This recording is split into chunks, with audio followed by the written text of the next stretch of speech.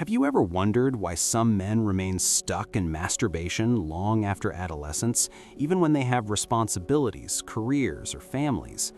This pattern isn't about weak morals or lack of discipline. It's rooted in something deeper and more uncomfortable, the refusal to face what's happening inside. Carl Jung spent his life studying this inner world, and his work reveals a hard truth.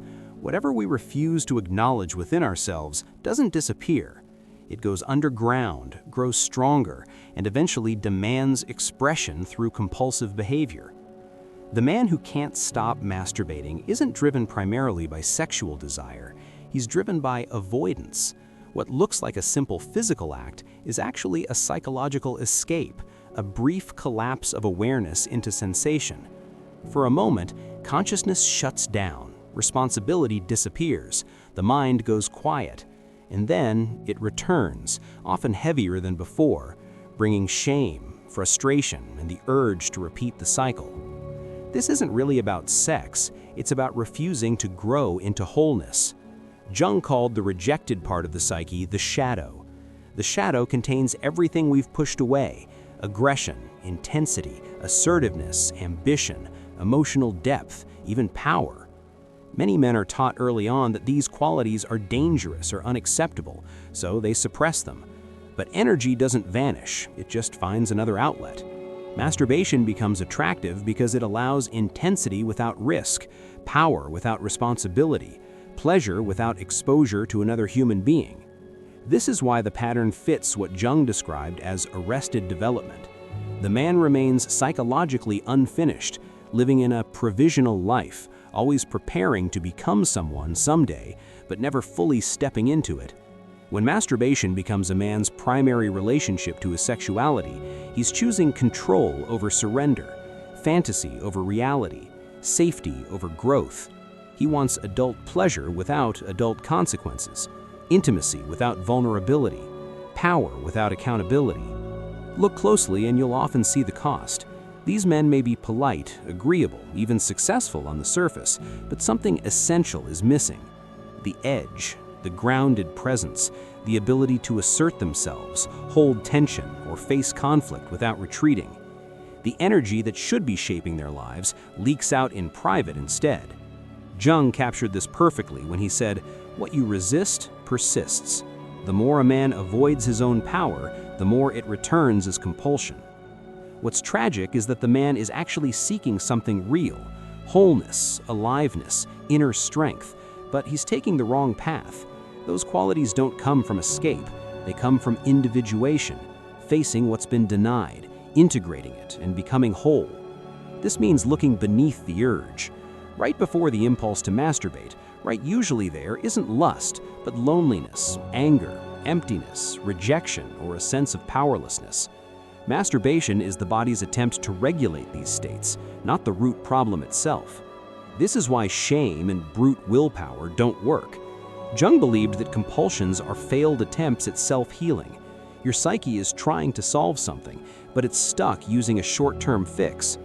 The way forward is awareness, not judgment, not repression, awareness. When the urge arises, notice it.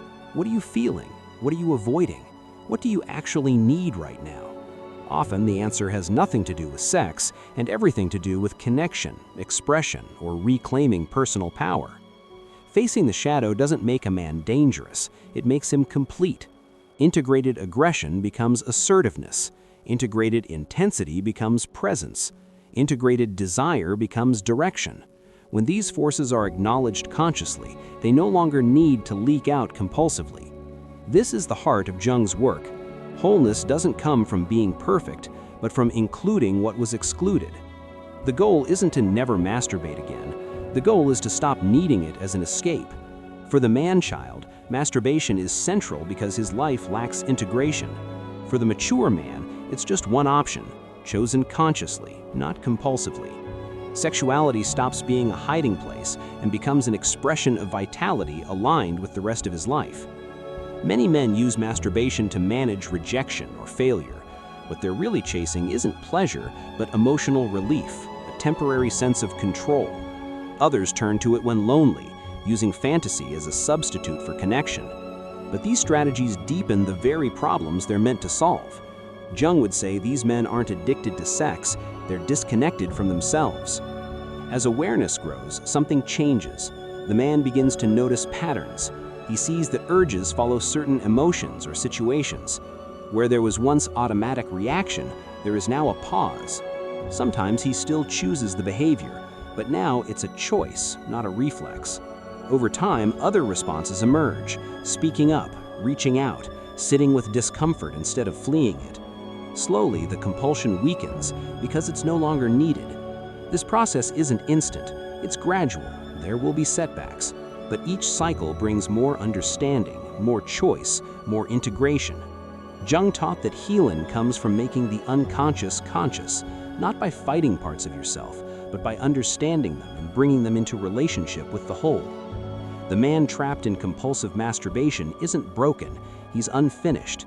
His behavior isn't an enemy, it's a signal, a message pointing towards the parts of himself he's been avoiding.